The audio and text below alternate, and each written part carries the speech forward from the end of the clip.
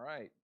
Well, welcome everyone that's here with us live and also at home if you're watching at home. So we appreciate each of you being here, and we're going to continue our lesson on following the Messiah with a video that we'll have in a minute. And so this time we look at, what we're not really told much about in the scriptures. There's very few verses about Jesus' childhood, very few. So there's obviously a lot of details we probably would have to think about and how it may have been for him. And hopefully, again, as we watch this video, and actually Wendell's was good enough to put the photos he had, and that when he went on the trip with Misty and Linda and Larry also were there when they went to the Nazareth village where they have a recreation. I'll go through that in the video. Some of you may have watched that before, but it gives us a better idea of what his life as in childhood all the way up to a teenager or whatever, because we aren't really told till later on. When you see him come on the scene we think around he's 30 years old or so when he starts his ministry and his preaching. So we don't have a lot. We have to kind of imagine what it would be like, and hopefully this will help us imagine those things. So let's begin with a word of prayer.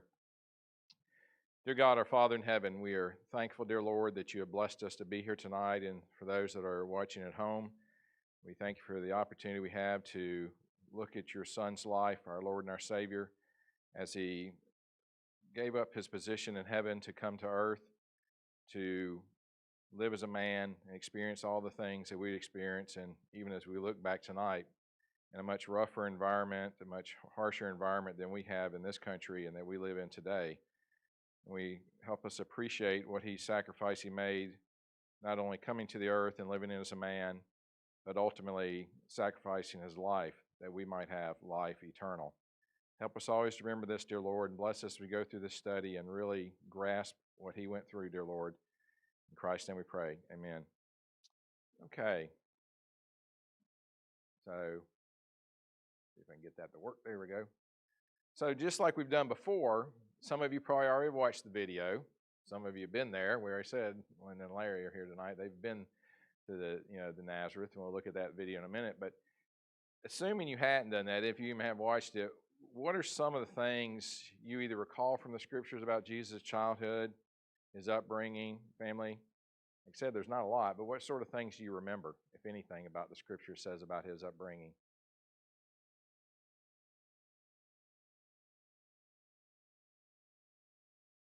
Don't be bashful. I'm not answering the question. Go ahead, Rachel.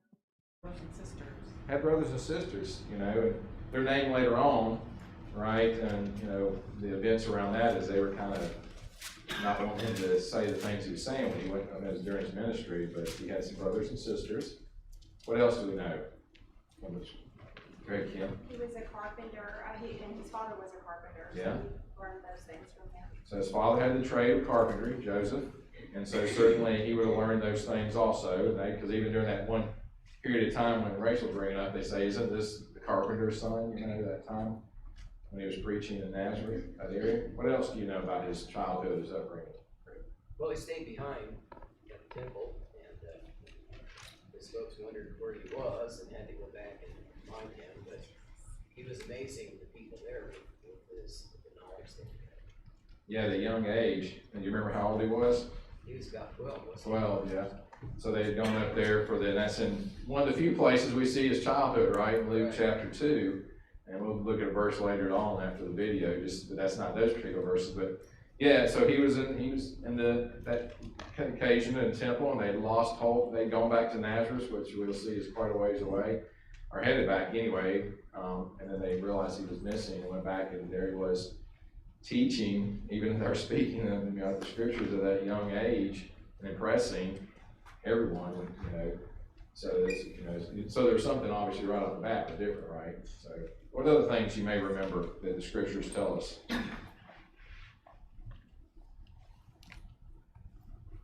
He spoke 3 languages. Yeah. Hebrew and Aramaic, so he had to learn that somehow. Yeah. So, and we won't, these verses we can look at later on, but in Luke chapter 2, now it tells us a few things about it, right? In verse 52, it says that Jesus kept increasing the wisdom and stature and the favor of God and men. Some of the wisdom would have been that, right? I think it's not just all scriptural wisdom, I think, but it would have been wisdom at all types, right? That he had, different languages probably. So, What other things may strike you about what we know about the scriptures in his childhood, his upbringing?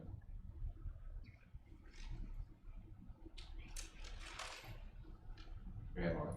There was a regularity of worship. They were a family that tried to do what the law prescribed. We And- saw a little bit of that last week's Yeah. discussion. So it wasn't easy for him to get there, right? It wasn't like us just hop in the car, this is about 10, 15, something a little further tonight. I mean, to go to, like, especially to go those annual journeys to the feast in Jerusalem. Yeah. That took a while. That took a big undertaking, you know. I think, was it, we said, I think you guys said maybe a week or something, that trip or something, maybe, I don't know. Was it about, Larry, you remember his trip from Nazareth to Jerusalem? Would have been like a week maybe for him or something? I think it was. Yeah, I think that's what it said, but, so that was not a, simple thing. So the dedication there, and the fact that they did that, and they were, obviously this again, that, they were bringing him up in the way of the Lord. Anything else? The continuing in subjection. Yeah. That phrase always, increasing in wisdom, stature, but continuing in subjection, where he listened to mom and dad. You see him being a kid. Okay? Yeah. So he was God's son, but he was an earthly son of Mary and Joseph, right?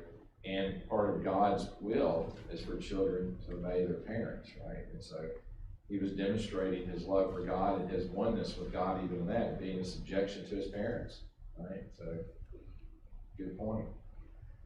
What do you think about, we're not told much about it, and we'll figure it out from watching more of this video, but before you watch this video, what do you think about what life would have been like within there? We're not told in the scriptures really. I mean, you can maybe see kind of a reflection in his later life of what life, well, what do you think his life growing up as a child would be like? What did you have visions of before watching the video if you've already seen it? Any thought? You ever thought about it? What it'd be like? Would it be like your child's life today? No. Probably not. I mean, they probably had fun and did stuff. He may have ran around with other kids, that kind of part, right? And took part in some of those things. I don't think he was just as serious. I don't get the impression he was probably like in the temple or the synagogue all the time, just doing that. He probably had a regular life like a child, but in terms of the things they had to do, they probably were more workers than our younger children are today. I mean, of course, older generations, even in this country and others, did that too, right? Those who've grown up on farms, So would you get, to me, I get the impression it wouldn't be as a cushy a life as we have by any means, and we'll see that probably tonight in the video, just as you observe the living conditions and everything. So let's go ahead and get started with the video, because it's about a little bit longer tonight, 13 and a half minutes or so.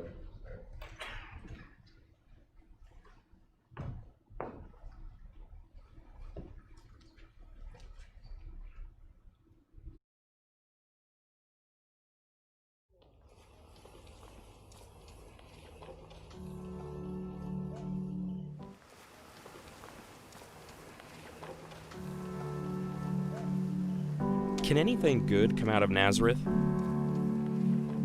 Those words show the questionable local reputation of this small village.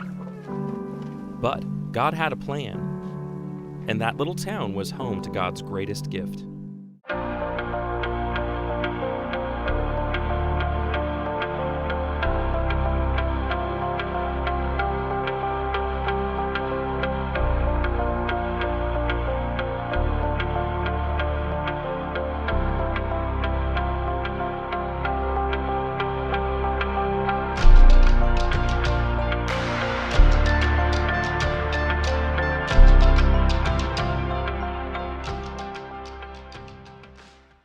Barry, in this episode, we're wanting to focus more on the childhood, the young years of Jesus. So we're wanting to get back up to Nazareth. Over in Matthew chapter 2, it explains when they make that move, that Herod died, and behold, an angel of the Lord appeared in a dream to Joseph in Egypt, saying, "Rise, take the child and his mother, and go to the land of Israel, for those who sought the child's life are dead."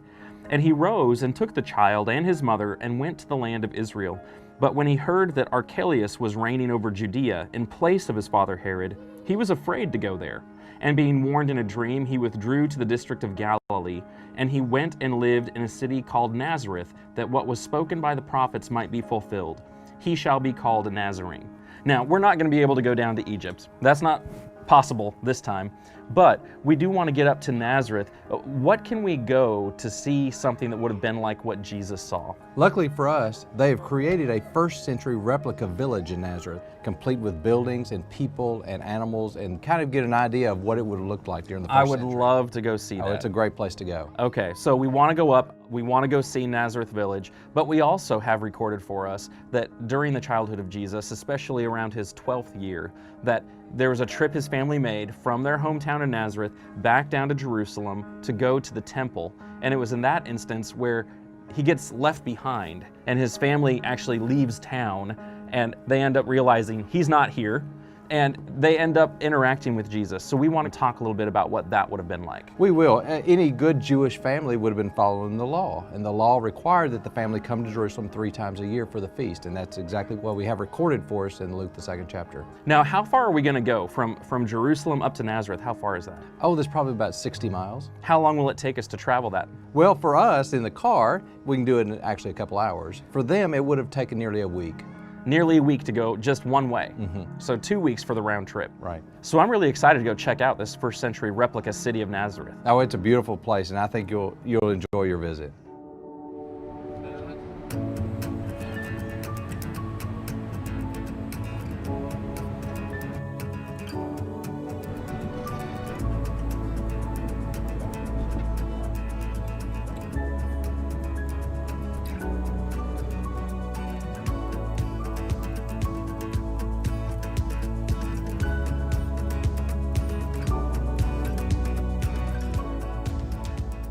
We're in Nazareth Village, here in Nazareth, and there's just a lot to see. You're right about that. I really enjoy coming to Nazareth Village because it gives you an insight of what cities and towns would have looked like during the 1st century. Modern day Nazareth is a huge city. It has about 70,000 people. And ancient Nazareth sat in a little bowl in the Galilean hills. A very small town during the time of Jesus. And being able to go to Nazareth Village helps you understand a little bit more about what the city and the buildings and everything would have looked like. And it's very secluded. It's on the side of a hill. And to walk into the town, they have trees all around the lower sides. For the most part, you feel like you've walked into a time warp because you can look around, and as you look around, it's like modern day Nazareth disappears, which I think is it's brilliant. It really helps maintain the atmosphere and the mood. And I really appreciate how they put that together. Right, every time I come to Israel, I always go to Nazareth Village because it teaches you so many lessons about the 1st century. The first thing that we come to at Nazareth Village is a threshing area where they have a donkey and he's got a wooden apparatus behind him threshing out grain and threshing out wheat, walking in a circle. What they would do is they would bring the wheat in after the harvest, put it around here, and they'd put a threshing floor back behind a donkey. They would lead it around, and it would thresh the wheat so that it would pull out the grain from the wheat. Then it would be taken over here and ground into a meal that would be used then for bread. It's fantastic being here at Nazareth Village and be able to see things like this. One of the things I like about coming here is that it brings 1st century Nazareth to the current age, and we can come around here and we can see these things, how they operated during the time of Christ. They had several sheep, they had a couple of lambs. You know, they're sticking their noses out through the gate and trying to get really close and touch them and talk to them. Very calm animals. We passed by there to come to a replica 1st century tomb. And you see the circular stone that would have been rolled in front of the opening. Climbing into the replica tomb, it's hard to describe. You know, you're walking down into this small little cavernous space, this opening with some niches in the back, and to think about Christ's body being laid in something like that, and then having the stone rolled away without anyone helping, except for the angels, and then looking from the inside out is something that we don't think about very often. What would Christ have seen for the very first time as he's looking out after the resurrection? So it's just, all those thoughts go through my head when I'm stepping through that doorway. One of the things I appreciate coming to Nazareth Village is being able to see the character actors there in their 1st century outfits, doing 1st century activities, seeing that helps you appreciate so many of the verses in the Bible so much more. When we walk into the carpenter shop, I have a special attachment to that. Woodworking is something that I do for a hobby back at my house, and to see the kind of tools that Jesus would have used, that Joseph would have trained him in using, it was special. So we are at Joseph's carpentry shop. So 1st century replica of what Jesus would have been doing with his father, and some of the tools. So we have the drill. Could we try the drill? Yeah. Yeah? Okay.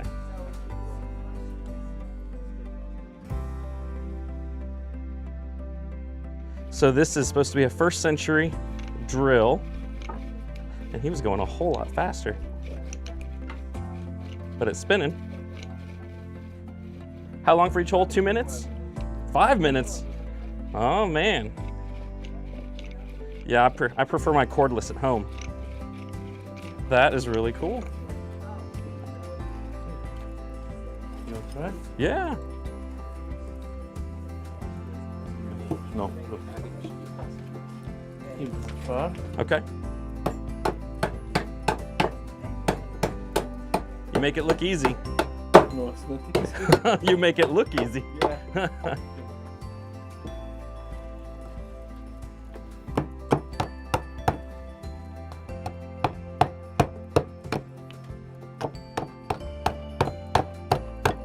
There we go. You do it better. That's easy. Joseph, thank you so much. Thank you very much. I appreciate it. Thank you. To see what that would have looked like, to reach up and touch that was special. It was a neat thing for me to connect with. How long did he say it would take I think he said about 5, 6, 7 minutes. to do one? Right. I'd be there a long time making one of the pieces of furniture that I did. The last couple times I visited, he's been working on the same ladder. And so I guess eventually he'll get finished with it, but who knows? So not a very efficient guy. No. But it's very visual. But I guarantee you when he gets finished, it'll be a very nice ladder.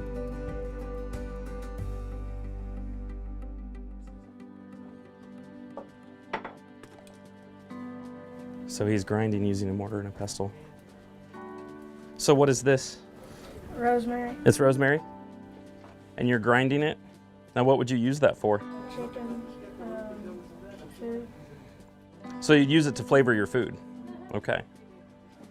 So it's pulverizing that herb. It smells amazing, very fragrant. Thank you.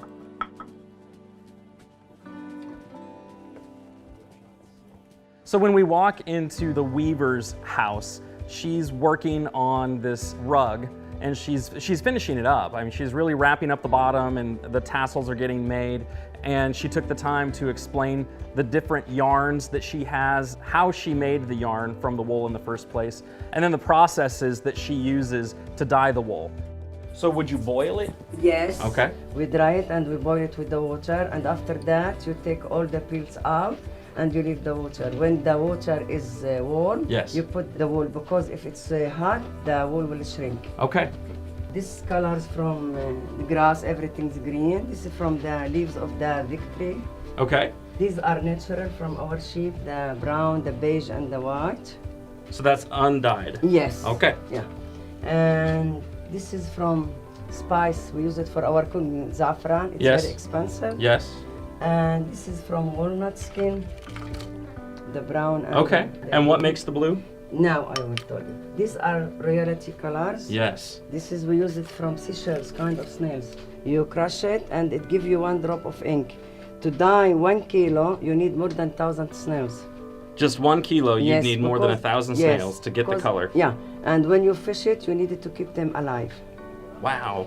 And you put salt with the snails. It Yes. gives you different color. Under the sun, it gives you different color. So very expensive. Ooh, just royalty color, just the king and the priest was Yeah. wearing this. And you know that it mentioned in the Bible about a woman, she was selling the purple. Yes. Lydia. Lydia. And the blue, it mentioned also in the Old Testament about the prayer shawl of the priest. Oh, okay, that's right. Yeah. That's right. Very good. Yeah, that's the colors which we are used. Thank you. You're welcome, sir. It's easy to walk away with the mistaken idea that older civilizations were somehow behind us or lesser than us. To watch her work and to see what she does, how much she's putting into every single thing. I mean, these people were brilliant. And it may have taken them longer to do things like that, but the fact that they were able to figure out how and get the process down without some of the mechanical helps that we have today just hints at how brilliant they were.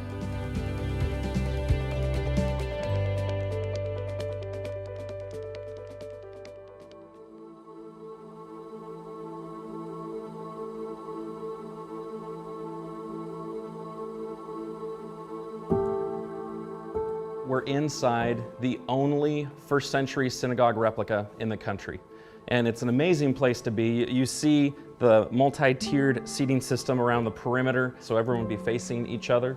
You see the heart-shaped columns in the corner. There are 7 columns in this particular replica. And when you come around opposite the front door, you've got this area where someone would have been presenting or speaking to those who came to the assembly. Now, this table setup would not necessarily have been there, but for prop usage, it's great to understand this is where the speaker or the reader would have been. So off to my left in the corner here is a doorway that goes to a storage chamber. They would have had jars holding their sacred writings on a scroll. So when it says that Jesus read from Isaiah, that would have come out of the jar, out of the storage room that he would have been reading to those who were gathered here. This just gives you a great sense of where Jesus would have learned, where Jesus would have taught, where Jesus would have gathered with folks from his hometown of Nazareth. Walking into the completed first century synagogue it's a special moment. To visualize Jesus standing and teaching and interacting with crowds as a preacher and teacher is just astounding. I'm really struggling with how to wrap up our experience at Nazareth Village. There are things I want to see more of. There are things I want to spend more time with. I appreciate the time we were there, but it wasn't nearly long enough. I want to come back.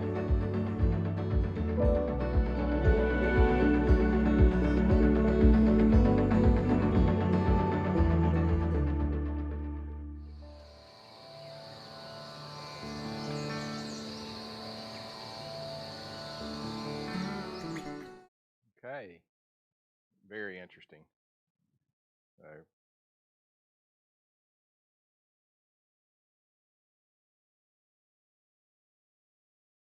So again, very limited text. One of them that was mentioned there, that was read there, was from Matthew chapter 2, verses 19-23, and really we're only told that he went to go to his hometown was going to be Nazareth. It says, "But when Herod died, behold, the angel of the Lord appeared in a dream to Joseph in Egypt, saying, Rise, take the child and his mother and go to the land of Israel, for those who sought the child's life are dead.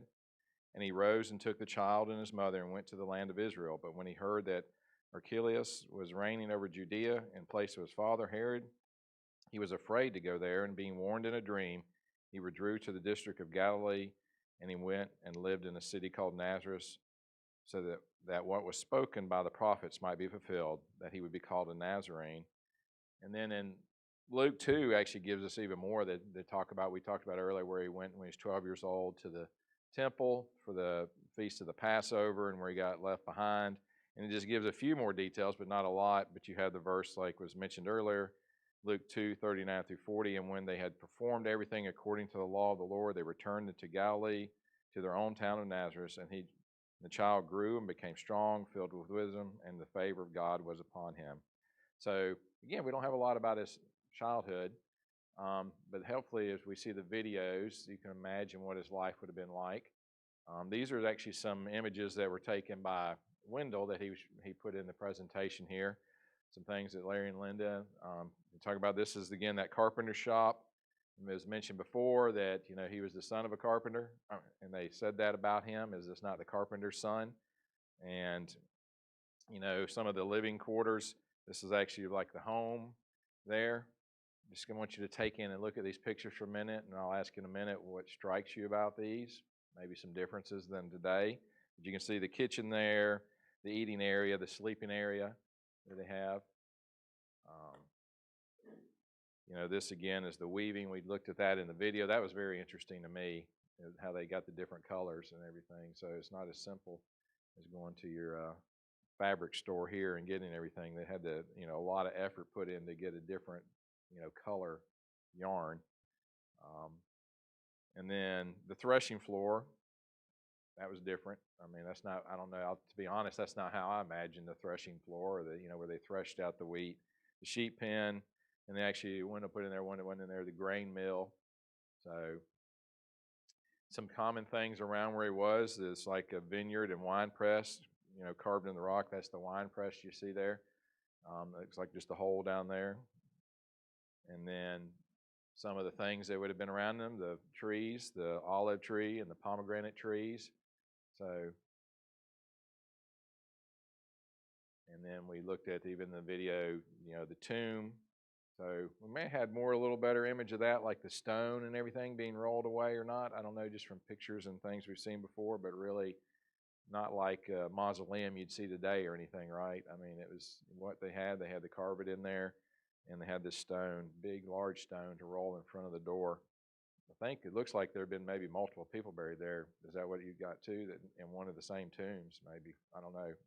That's just what impression I got.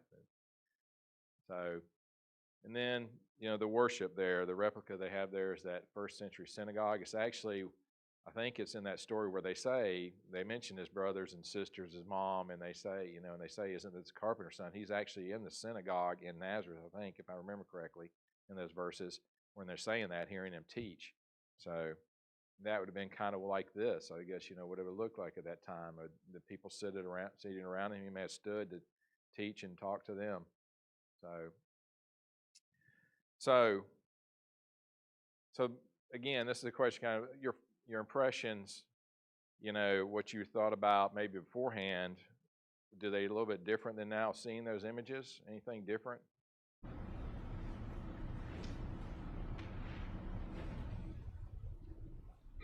Or did you have an impression in your head of what it may have life would look like for him growing up? Anything, Chris? I thought it was a little more crude than I thought it'd be.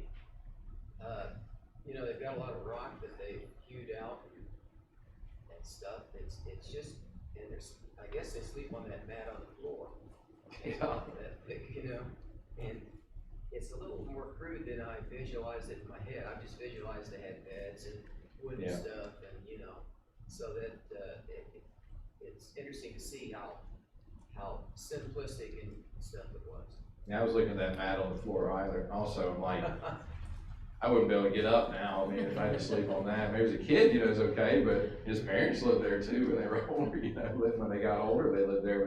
But I think about, you know, our last year we had to buy a new mattress. Ours was worn out and it was too soft, you know, because it was making my back hurt because it's too soft anymore. It's like, but that's, you know, as hard as it can be, right? Just probably about the mat. The only thing a mat, I imagine, did for you is make sure we get dirty when you lay it on the floor. Right? You didn't do much else. So. But yeah, that's what I noticed too about where it lived, the house. I mean, you didn't see any cushions there, did you? You see any nice? Did you see what was the furniture like? I mean, was there much furniture? It wasn't like a lot of furniture with a table, right? You know, but there wasn't chairs or any kind of thing. Even there wasn't a lot of decorations or anything. It didn't seem like the walls were decorated or anything. So. What other impressions maybe you had before? And then looking at this and even those pictures that Wendell showed that you had about any of those things, did you have some kind of impression before, and how did that differ now?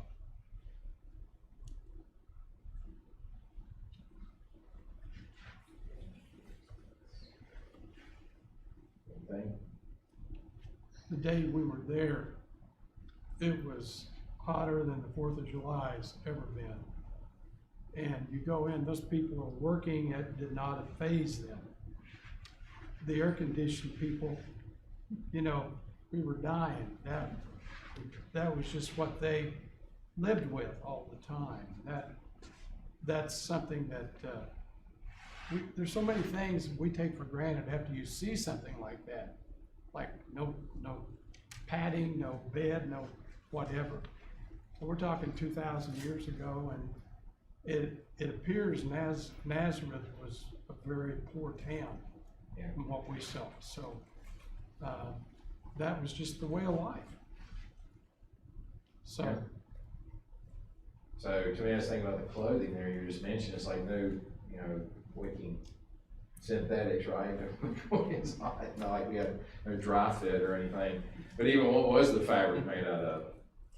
Or what were they using? I don't know, probably could get wool soft, I'm sure. I know wool gets softer, but it probably wasn't the most comfortable thing in the world, being hot, like in really hot weather, you know, summer weather, like. So, what other impressions? That's good, thanks, Larry. No, one thing Wendell mentioned, he sent to me a few comments of his, that it was set on a hill, right? I think you had to go uphill to it. And he's talking about how I guess y'all were on a bus or something, right? And how it's straining in low gear to get up there, and you had to go way downhill to leave Nazareth. One of the things that, I don't know, maybe in my head, I thought maybe Nazareth was a bigger, it is now, but at the time, you know, I was thinking maybe it's bigger than it was too, a bigger village or anything, or town or something, but I don't know. It seemed like it was pretty small. Is that what you got out of that too? So that, to me, that's one of the impressions. It was a much smaller community, or smaller town. So what would that have meant, you think, since it was a smaller town? And I gave a hint earlier about what was said about Jesus. It had a reputation. Yeah. Can anything good come out of Nazareth? Yeah. So no matter the size, it had a reputation of not being a great place to live. Yeah. I was thinking everybody would know everybody else too, right? They knew who, hey, isn't this the carpenter's son? Yeah. You know, I mean, I think that would have been, I would assume that probably, I don't know, this would be an assumption maybe, that maybe they gave you more history there. His dad may have been the only carpenter in town. So that would even mean, you know, if you had something made like a ladder, you know, we have to make those ladders today, right? We're going to climb something, we go build a ladder. No, I mean, you know, we don't go to the store, obviously, so, but, you know, he would have been well known, I mean, in there growing up. I mean, I think I get the impression that they would have known each other. It wasn't so big that you wouldn't know everybody else, especially those that had a given trade. You would have, you know, frequented those places to get things. So,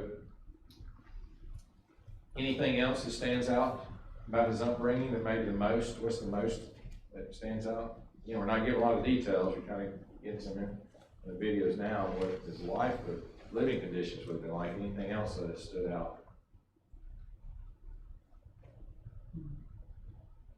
Something interesting in the video, the threshing floor. I've seen overseas folks thresh by hand, but not with not in that fashion. Donkey. But then that makes the winnowing fork references mean more, because when you do it that way, you gotta have a winnowing fork to get the straw out of the wheat. So. Bill, you got? I'm just struck by the absence of detail, which to me speaks of, you know, there's a preparation going on, but when he came on the scene at his baptism and took over his mission, that he clearly knew his mission to some degree as a 12-year-old. He spent 18 years prepping for that mission, comes on the scene as a 30-year-old, and we literally know almost nothing about him because that's what God wanted to reveal to us. So it's just interesting to me. If we were writing his autobiography, we'd spend 6 chapters on that because we felt like that would prep us for what we needed to know about his mission, but that's not the case. Yeah. We found out everything we needed to know because he was the Son of God and he began that role at age 30. Yeah. So yeah, we're talking a lot about his childhood and things, which we don't know a lot, right? God didn't intend for us necessarily. That wasn't important to include in the gospel writers, right? It's more about his ministry. They do give him some background. Obviously, you know his lineage, you know, and things. And but you know, for sure, you know, he was ready to go, right, when he started his ministry, which made me think of something else I never thought of before. But probably his upbringing and being, like I said, maybe a smaller area of Nazareth, and the interaction he had to have with other people. He felt, you know, he seemed like Jesus certainly was God's son, so he was the, you know, the master teacher, right? But he seemed to interact very freely with people too. And certainly that could have just been the fact that he was God's son, but I think it could have been that he probably had to interact with a lot of people when he was growing up. I mean, probably people coming in his dad's shop or whatever else. Again, speculation, I don't know, but that's, you know, part of that upbringing, Darren. I thought it was interesting, you know, like in the Bible when it talks about nobody accepted him, you know, in his own hometown, and they all knew him. I don't know if it was jealousy or what, but just, it seems kind of weird that he wasn't accepted. Yeah, yeah, it does, and, you know, he was bringing a message with authority and everything, and, you know, that's what was said about him in other places. He was different because he was speaking with authority when he first started, like in Mark, it says, I think in chapter 1, or I think it's chapter 1 there at the end, but, you know, and so, but these people have known him since he was a little kid, you know, and here he is speaking in the synagogue with authority. They're probably what we would do too, right? Hey, who's that guy? We saw him growing up, that's little Jesus or whatever. What's he doing now in the synagogue teaching like this? So we may, I don't know, I may have reacted the same way, right? You know, obviously some people were impressed, but even his family at that point, what were they trying to do in that story there we have with the life? What they try to do?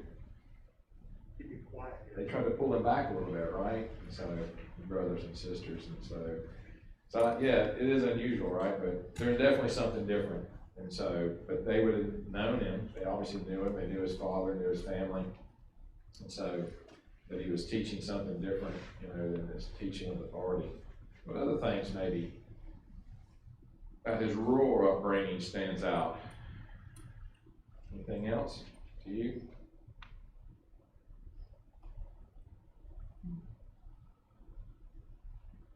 Well, we have that, again, this quote in there from John 1:45-46.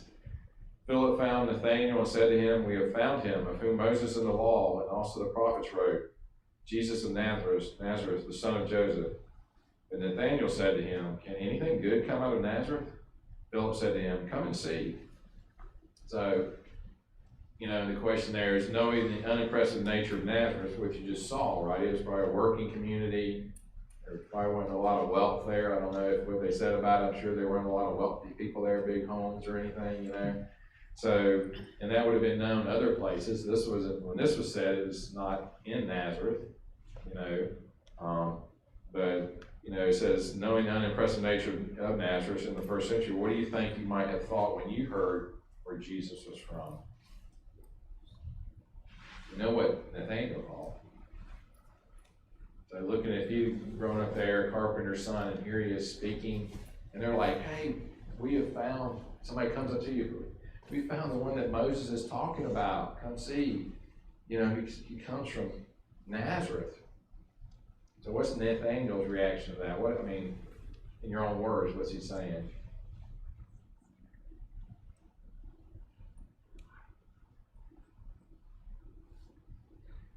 And you're kind of saying, well, isn't that just like some little podunk village that, you know, is the Messiah going to come from the podunk village, Nazareth, up there on the hill? You know, what would they be expecting? What would they be expecting, the Jews back then? Somebody in Jerusalem that had been studying with all the scribes and priests about. Who was he supposed to be? What was he? He is. But what were they looking forward to? The Messiah, but he was also a king. They wouldn't have expected probably, you know, in our heads, do we think a king would come from a little small town? Like, there's no kings in the U.S., but we know history in kings. Where do we think kings come from?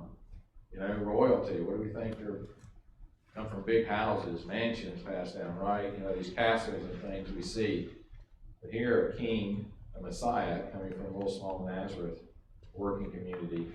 And so, I don't know, I probably may have thought the same thing, right? Maybe the questions in my head kind of guided me that if I didn't. If somebody came and said that to me, I'd maybe like Nathanael here and saying, can anything good come out of Nazareth? It's kind of like, I don't think the intent was there like Nazareth is just like some bad place, like Sodom and Gomorrah or something. That's not what he's saying. To me, it's just like, I wouldn't expect the king to come from Nazareth, you know, because of that the conditions of Nazareth, the small town, the little town.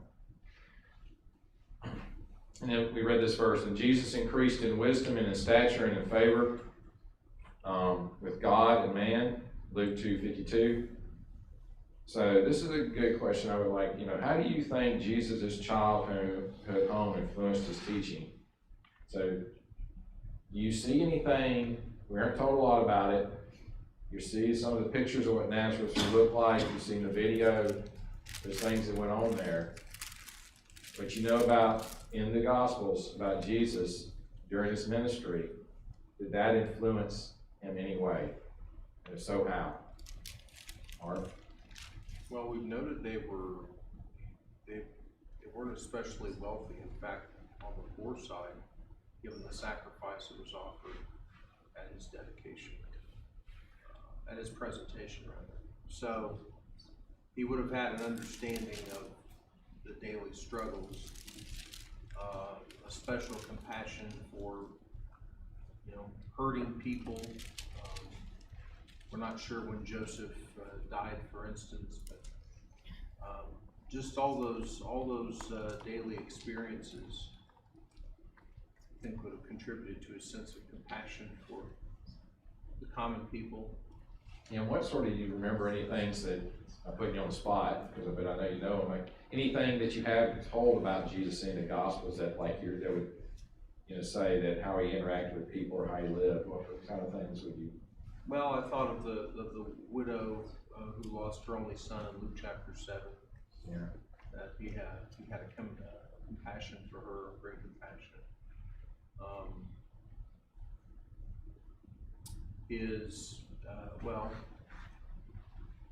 Just noting people of different stations in life that most other people wouldn't have noticed or paid much mind to. Yeah, I think it was a very humble upbringing, right? Like you're saying, I mean, Very like, humble. he was not, of course, God's not a respecter of persons in the sense that worried about their wealth or anything else, right? Their position, And so Jesus, though, growing up, and it seems like Mary and Joseph even were taught him that. Go ahead, Mark. Well, and then as you noted earlier about they were willing to invest time to go and worship, lots of it. There was a synagogue in Nazareth, so there was a culture, there was an environment, there was a way of life that they followed. Jesus was very patient and willing to invest lots of time in the lives of people, spending long hours teaching, healing. Yeah. In some cases feeding. What do you think they're working in his dad's carpentry shop taught him anything? You think it taught him anything besides building a ladder and drilling a hole? What sort of lessons maybe about him? Just thinking of like servitude. He was Yeah. a good servant. Yeah. I mean, he may have built things for himself, but he was building for others. They probably paid him. That's how he made his livelihood, but he was serving there. What other things? That's good. I spent some time in Michigan many years ago, and a town in Michigan that has kind of the perception of Nazareth would be Flint, Michigan. And I remember there was a basketball player that played for Michigan State, Mateen Cleaves. He was from Flint, and you could tell by the way he played that he was from a place that was maybe disrespected and was a hard work, get your hands dirty type of place. I mean, you could see that in the way he played. So I think you see that in Jesus. So the things that we've been saying, I mean, they were coming from a place like Nazareth would have, and I'm not saying that Jesus had a chip on his shoulder like Mateen Cleaves did, but I mean, it would have he would have had that coming through his teaching. But I think the thing that is interesting to me, the contrast between Nazareth and Jerusalem, and spending time in Jerusalem and having those experiences, like even at a very early age, which he wouldn't have remembered, but Simeon and Anna, having those type of experiences, and then when he's 12, like we talked about, having those experiences in Jerusalem, and then having the remote. And beyond known in Nazareth, but known by only a handful of people. The contrast there, I think, is interesting. Yeah, good point. Jake, I was going to say the patience and that you have to generate from working with hand tools in a wood shop. That you 5 or 6 minutes to drill one hole. The time to do it right, it's going to take a lot of time, and it's going to put in the effort and be patient for good quality work to come out. Yeah, and that's one of the things I was thinking. Everybody said, all right, how many guys here would be patient enough to take one hole drill in 5 minutes? Not me. So, but patience, I think the thing that you you know, for me, I was thinking about that, starting something, seeing it's gonna take a while to finish, but you know it's worth the effort, because in the end, have any of you that have built anything or, you know, remodeled a, you know, room or whatever, it's a lot of work, you have to stick with it, you know, but then in the end, you see the fruits of your labor, right? And so, but I think those whole lessons, him and his dad making things, as it were, from other things, and, you know, here it is, that patience and that follow through and that continuing to work, even though sometimes it didn't work out, it may have broken and they had to start over. It almost seems like the perfect occupation. If he's gonna transform people, he begins his preparation transforming wood. And he's a tecton, he's a craftsman, and he does it well, and it fits together. And then he goes about transforming lives. It just seems perfect. Yeah, I think so too. I mean, there's probably, you know, maybe then better than the threshing floor where you're just walking the donkey going around. I mean, there's some fruits of that, this labor stuff, but just the whole carpentry thing, you know, if you built something before, you kind of, a lot of lessons in that, right? Starting over, continuing through. Thank you for those. Well, we're about out of time, so, but thank you, you know, I appreciate everybody's comments. Think about something else though. I was like down the line of, think about the parables he taught. So we're not gonna have time to do it now, but just go through the parables and see how those fit in with what you've seen on the video, the way he would have been raised. Whether it's sewing a new piece of cloth to an old fabric type things. You know, all these things would fit in with what he'd grown. I mean, and he used those lessons, and other people would have known them too, to teach those things about the kingdom. Right? So it's pretty impressive. But I'll leave you one last thing before we're over. I know in Hebrews chapter 2, this is what makes you think about looking at Jesus' life, and he had it much harder than we have it. And I know these verses are more specifically probably talking about, you know, being tempted. But if you look in Hebrews chapter 2, verses 17, and it even starts before that, but it says in 17, therefore he, being Jesus, had to be made like his brethren in all things, so that he might become a merciful and faithful high priest in things pertaining to God, to make propitiation for the sins of people. For since he himself was tempted in that which he has suffered, he is able to come to the aid of those who are tempted. Certainly it's talking about that temptation, and all the way, like we mentioned and Mark did last quarter, that much further than we've ever been tempted, because we yield to it a lot of the time. He never yielded. But I think even in that all things, I think of that could be included. He had to live a life on earth, just like we did, and go through the pain of people dying, falling down as a kid and getting bruised and whatever scraped up. All those things he experienced, so he could be that merciful and faithful high priest in things pertaining to God to us. So thank you for your time tonight. That's our study.